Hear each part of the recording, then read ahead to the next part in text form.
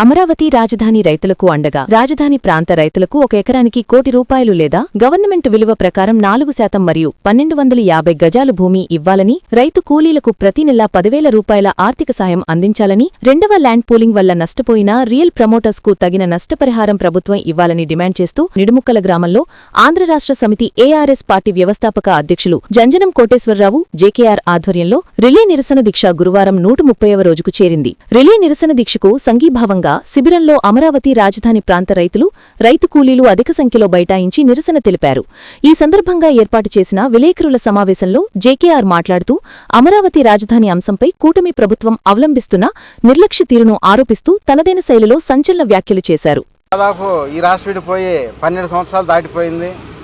అయినప్పటికీ రాజధాని పెట్టి కూడా 12వ సంవత్సరం వచ్చింది.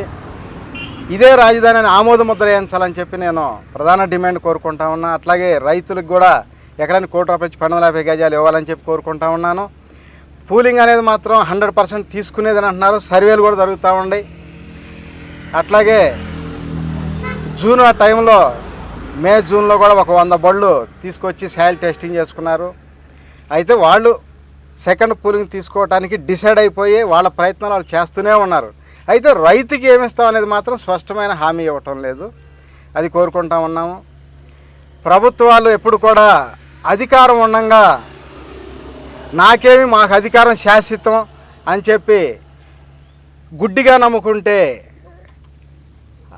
ఆ పరిణామాలు తర్వాత వేరుగా ఉంటాయి. ఎందుకంటే గతంలో కూడా అదే జరిగింది. 3 రాజధానులను అనేక విధాలుగా ఇర్రవీగిపోయిన ప్రభుత్వం కూడా కుప్పకూలిపోయింది 11 సీట్లకి. అలాగే మళ్ళీ అదే పరిస్థితిలో మళ్ళీ వీళ్ళు కూడా ఇర్రవీగిపోతూ ఉన్నారు. మాకేంది, మేము మా ప్రభుత్వం, ఇంకా మేము 15 ఏళ్ళు 20 ఏళ్ళు మేమే అన్నట్టుగా. మార్పులు రావడానికి చిన్న టైం చాలు, 1 నెల చివరి, 1 నెల లేదు 1 వారం, 1 రోజు చాలు చివరిలో అలాంటి పరిణామాలు ఎదుర్కోవాల్సి వచ్చింది. పొద్దున్నంగా ఇల్లు చక్కబెట్టుకోమని అంటే ఆస్తులు పోగేసుకోవడం కాదు, ప్రజలకు మంచి చేయటం. అధికారం ఉన్నప్పుడు ఒక సీఎం పదవి అంటే ఒక బాధ్యత గల పదవి. ప్రతి నిమిషం కూడా ప్రజల గురించే ఆలోచించి పనిచేయాల్సిన అవసరం ఉంది.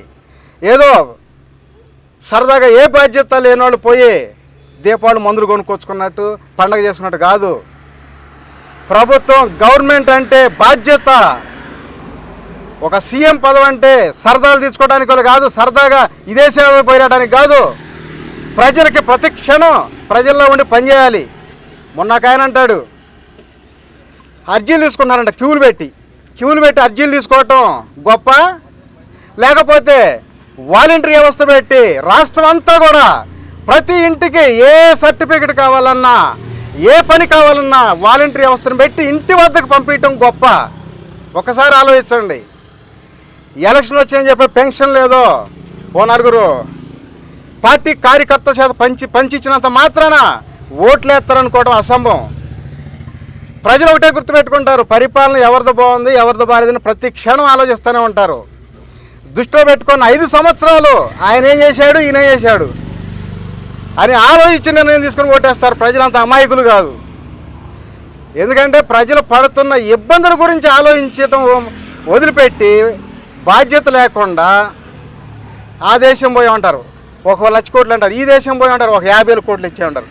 కనీసం మన రాష్ట్రం విడిపోయి 2014లో అధికారం వచ్చిన కాడి నుంచి అప్పుడు 3 కలిసి పోటీ చేసిన ప్రభుత్వం కానీ 5 సంవత్సరాలు, తర్వాత వైసీపీ ప్రభుత్వం 5 సంవత్సరాలు, కానీ ఇప్పుడు మళ్ళీ ఈ 2 సంవత్సరాల నుంచి మళ్ళీ కూటమి ప్రభుత్వంలో కానీ ఈ 12 సంవత్సరాల్లో కనీసం ఎన్ని లక్షల కోట్లు పేపర్లు తీయండి, ప్రతిరోజు ఎన్ని లక్షల కోట్లు ప్రకటించారో, కనీసం వందల వేల లక్షల కోట్లు చెప్తా ఉన్నారు.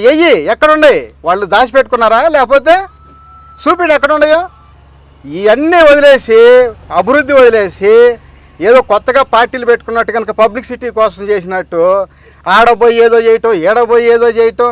ఎంత బాగా చేసిన జగన్ గారు 11 సీట్లకు పరిమితం అయ్యారు. అలాగే ఇప్పుడు మీరు కూడా ఎంతో బాగా చేస్తేనే మళ్ళీ గెలవడం అవకాశం ఉంటుంది. లేకపోతే మళ్ళీ మన కొత్త జీవో వదిలేరంటే ఏదో ముష్టి కూడా అడుక్కోవడం హీలేదంట ఈ రాష్ట్రంలో.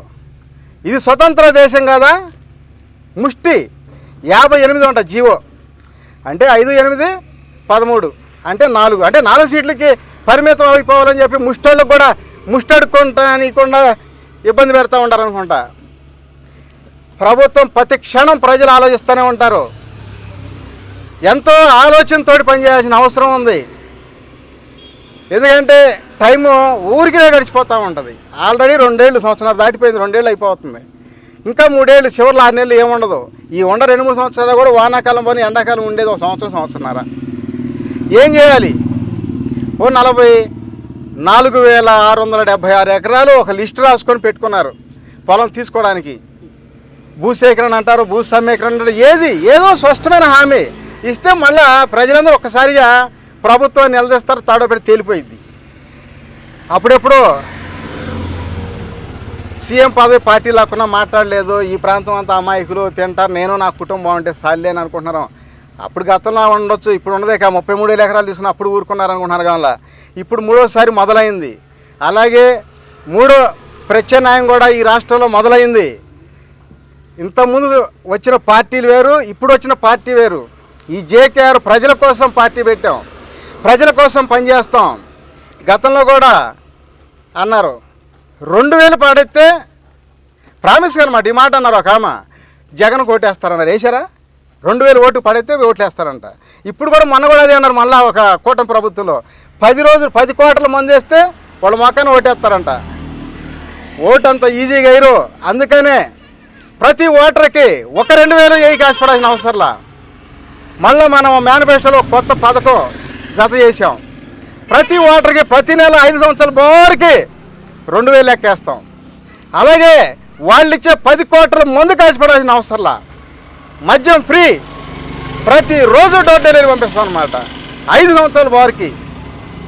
ఆ విధంగా ఈ దీక్ష కదా ఏముందలే అనుకుంటే ఈ రాజధానిలో అభివృద్ధి కాకపోతే రణరంగం సృష్టిస్తాం.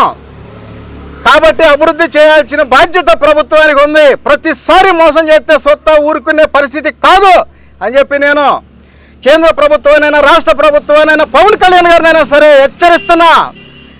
ఏరే రకంగా ఉంటుంది ఈ రాష్ట్రంలో. ఒక 3 కుటుంబాలు, క్రేజ్ ఉన్న కుటుంబాలు ఉన్నాయి. అది వైఎస్ఆర్ గారు, ఎన్టీఆర్ గారు, మెగాస్టార్ గారు. ఈ జేకేఆర్ ఏఆర్ఎస్ పార్టీ అధికారులు తీసుకొచ్చి అన్ని సామాజిక వర్గాలకి దఫలవారీగా సీఎంతో పాటు ఆ 3 కుటుంబాల్లో కూడా ఎవరో ఒకరికి సీఎం పదవి కొంత టైం ఇస్తాం. క్రేజ్ ఉంది కదండి, మీరే ఉపయోగించుకొని ఈడ ప్రజలకు అన్యాయం చేస్తే చూస్తూ ఊరుకోమని చెప్పి నేను డిమాండ్ చేస్తూ ఉన్నా ప్రభుత్వాన్ని. ఏది ఏమైనా సరే అతి త్వరగా ఏ నిర్ణయం తీసుకోకపోతే రాను ఏరే రకంగా ఉంటుంది ఈ రాజధాని ప్రాంతంలో. 12 సంవత్సరాలైనా కూడా అభివృద్ధి లేదు. పూలింగ్ ఎవరు తీసుకోమన్నారు? అసలు 1 ఎకరాల యూనివర్సిటీ కాడ బిల్డింగ్లు కట్టేసుకుంటే ఎవరు అడిగితే వాళ్ళు, ఎక్కడ అడిగితే అక్కడ పర్మిషన్లు ఇచ్చుంటే ఈ పాటికల్లా రాష్ట్రం, మన రాజధానే కాదు ఈ రాష్ట్ర ప్రజలందరూ కూడా డెవలప్ అయిపోయేవాళ్ళు. రాజధాని అంటే ఏడైనా ప్రాంతాల వర్షం లేకపోతే వచ్చి పని చేసుకునేది రాజధాని. అంతేగాని కరువు ప్రాంతం నాయకులు వచ్చి ఇలా పరిపాలన చేస్తే మంచి ప్రాంతాన్ని కూడా కరువు ప్రాంతం చేసేశారు. నేను మనస్ఫూర్తిగా అంటున్నా, కావాలంటే మీ మనస్సాక్షిగా మీరు ఎంక్వైరీ చేసుకోండి, గుండెలను చేసుకొని మీరు ఆలోచించండి, అర్థమైద్ది వాస్తవా కాదా అని.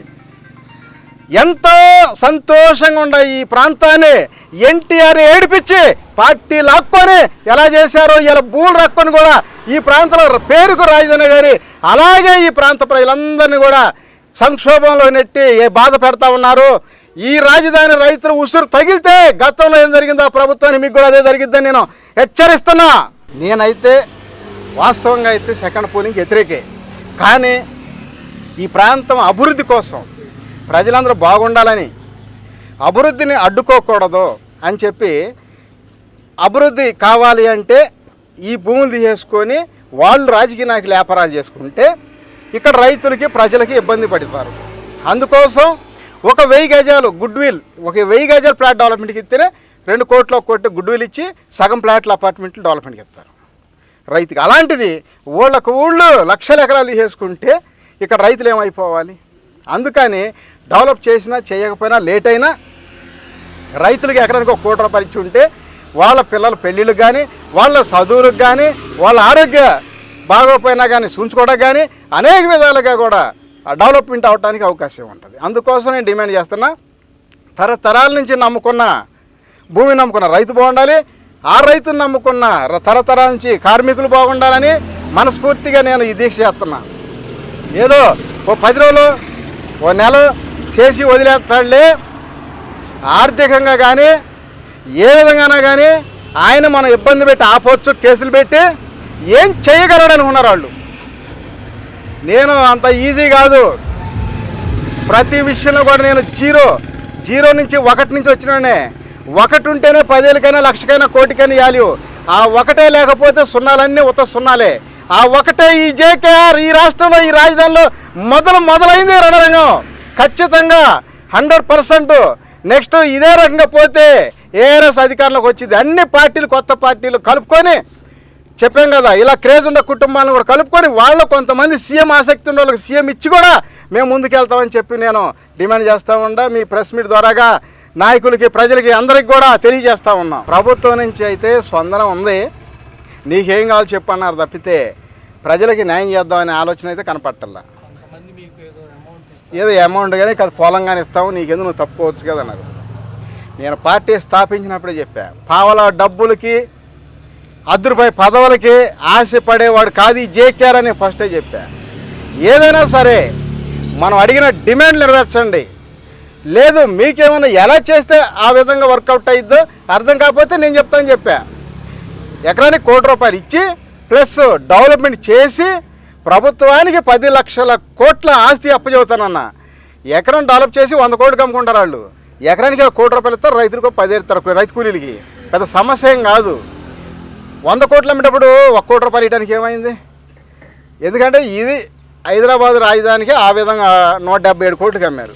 ఇది ప్రపంచ నగరం, ప్రపంచ రాజధాని అంటే ఆ రకంగా ముంబైలో 750 కోట్లకి అమ్మేది, ఆ రకంగా అమ్ముకొచ్చాడు. అలాంటి ఒక ప్లాన్లో ఉన్నారు. ఎక్కువ టైము ఇలాగే కొనసాగిస్తూ ఉంటే ఇది ఏ విధంగా మారొచ్చు రేపు. ఎందుకంటే ఎప్పుడు చెప్పాం కదా గతంలో కూడా, ఏముందలే చిలికి ఒక్కొక్క చినికే గాలివాన్ అయిపోయింది. అలాగే ఈ ప్రాంతంలో కూడా డెవలప్మెంటు ఆటోమేటిక్గా డెవలప్ అయ్యింది. వీళ్ళు పూలింగ్ జోలికి పోకుండా ఊరికి ఒక 5 గజాల గవర్నమెంట్ ఆఫీసులు కట్టుకుని ఆ పర్మిషన్ ఇస్తే ఎప్పుడో డెవలప్ అయ్యేది. ఇప్పటికైనా సరే మేము తీసుకోవట్లేదని ఇన్నర్ రింగ్ రోడ్ తీయమనండి. ఇన్నర్ రింగ్ రోడ్ పక్కన 100 కోట్లు అమ్మిద్ది ఇమ్మీడియట్లీ. ఆ పక్క నుంచి వచ్చిన 20 కోట్లు కొంటారు. అట్ట మొత్తం డెవలప్ అయిపోయింది. డెవలప్మెంట్ ఆపేసి వాళ్ళేందో రిలేషన్ చేయకుండా ఈ ప్రాంతం డెవలప్ కాకూడదు, ఈ రైతులు బాగుపడకూడదు, ఈ రైతు కూలీలు బాగుపడకూడదు, అసలు ఈ ప్రజలే బాగుపడకూడదని వాళ్ళేదో వాళ్ళ తల్లిదండ్రులు వాళ్ళ మామలో లేకపోతే వాళ్ళ బంధువులు ఈ సినిమాటర్ల కాటని ఆ క్రేజ్ వాడుకొని వాళ్ళే రాజకీయాలు చేసుకొని వాళ్ళే గెలిచి వాళ్ళే 1,000 కోట్లు 1,00,000 కోట్లు సంపాదించుకుంటే ఈ ప్రజలేమైపోవాలి? ఈ ప్రజల గురించి ఎందుకు ఆలోచించరు? అందుకనే నేను ఈ రకంగా కష్టపడి ప్రజల కోసం పనిచేస్తున్నా. మనం మనస్ఫూర్తిగా ప్రజల కోసం పనిచేస్తే మంచే జరిగిద్ది, మనం మంచి చేస్తే మంచే జరిగిద్ది. వాళ్ళు జనానికి అన్యాయం చేస్తే వాళ్ళకి అన్యాయమే జరిగిద్ది. ఆ ప్రభుత్వం నుంచి స్పష్టమైన హామీ వచ్చేంత వరకు ఇది కొనసాగుతూనే ఉంది. రైతు కూలీలకి నెలకు ₹10,000 ఇవ్వాలి,